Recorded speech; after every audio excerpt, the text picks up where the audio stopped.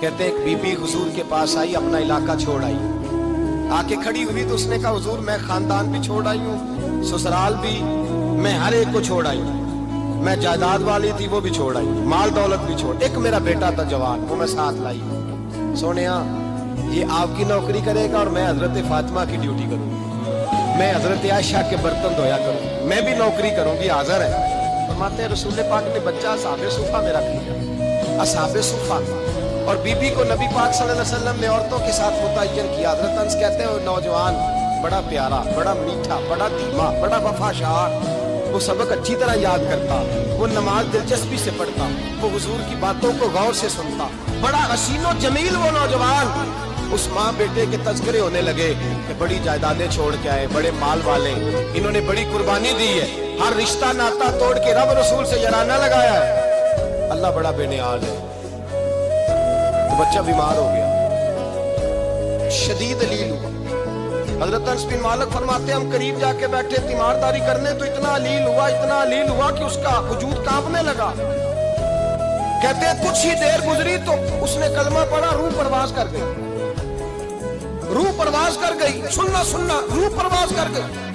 कहते नबी पाक सल्लल्लाहु अलैहि वसल्लम को बुलाया, हुजूर आए तो आंखों में आंसू।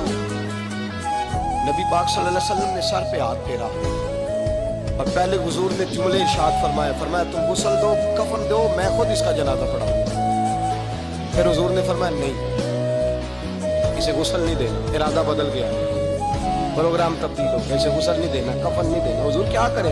फरमाया इसकी अम्मा को जाके बताओ, ये नहीं फरमाया बुला के लाओ, अम्मा को जाके बताओ। हजरत अनस कहते हैं मैंने कोई निराला सा रंग देखा, कोई मुनफरद सा अंदाज देखा, हमें भेज दिया अम्मा को बुलाओ, और खुद नबी पाक उस कमरे से निकल गए और हुजूर के आंसू भी एकदम खुश्क हो गए, मिजाज बदल गया, परेशानी बदल, अम्मा को बुलाओ इसकी। ये इरादा है महबूब क्या है, इरादा है खुदा क्या है? कहते उसकी अम्मा को जाके खबर दी तो माँ को तो बस को इतना बता दे कि बेटा साइकिल से गिर गया है, साइकिल से गिर गया है। अम्मा सारी रात सोती नहीं। एक शायर ने कहा था एक मुद्दत हुई मेरी माँ नहीं सोई, मैंने एक रात कहा था मुझे डर लगता है, एक रात कहा था मुझे डर लगता है। ये अपने अपने रंग होती है। अम्मा को कहा तेरा बेटा, अम्मा जरा दौड़ी, गिरी, फिर उठी, फिर गिरी, फिर उठी, फिर गिरी, रोती हुई आई। कहते पीछे वो रोई, लेकिन जब बेटे की मैयत के करीब आई तो अब नहीं रोई। कहते हमारे चेहरों पे नजर दे डाली और कहने लगी तुम्हारा क्लास वालों फौत हो गया, वाकई चला गया है। कहा पर्दा कर, वाकई कहा? कहते अम्मा ना जमीन पे बैठी, तो पहले उसने बेटे के पैर उठा के चूमे, फिर सीने पे रखे, फिर वहां से उठी और इधर आई, सर सजदे में रखा और दोनों हाथ उठा के कहने लगी है अल्लाह मैं दौलत के लिए ईमान नहीं लाई थी, ऐ अल्लाह मैं जायदादों के लिए कलमा नहीं पढ़ा था, मौला मैं तेरी बारगाह में आई थी तो मैं तेरे और तेरे रसूल को मानकर आई थी। खुदा बंदा मैंने मेके छोड़ दिए, ससुराल छोड़ दिया, ननिहाल छोड़ दिए, ददियाल, वो दुश्मन थे सारे दीन के, छोड़ के आई।